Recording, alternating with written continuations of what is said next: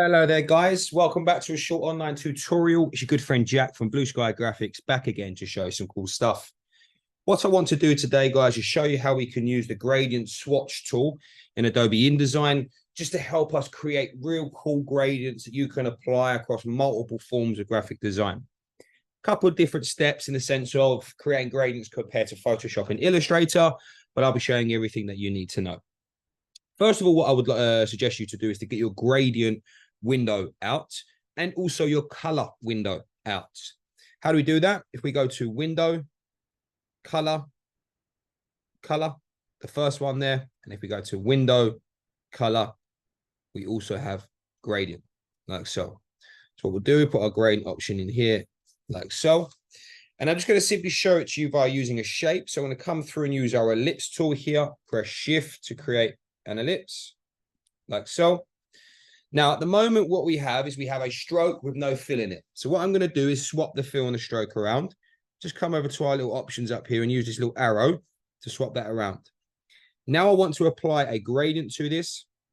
So we have these three little options down here. We have a solid color fill, a gradient or no fill at all, but I'm going to apply the gradient like so.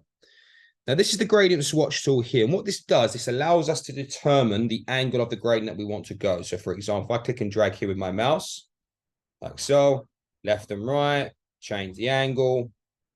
Really, really cool. But what you'd want to do is obviously change the colors of this gradient. So we have the gradient window open here, and these are our color nodes. If you click on one, I'm able to change the color here. And as you can see, it updates in real time. May go for sort of a reddy kind of color here, like so. Very nice.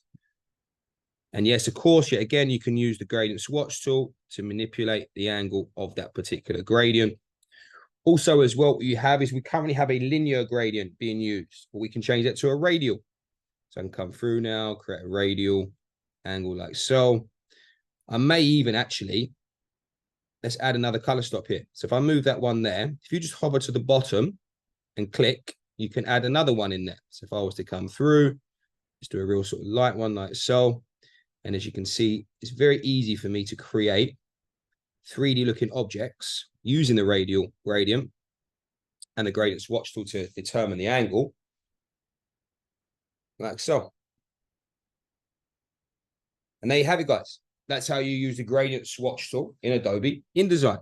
If you're interested in finding out more about the school, the courses that we offer, please take a look at our website at blueskygraphics.co.uk. Thank you very much, guys. Take care, and I'll see you next time.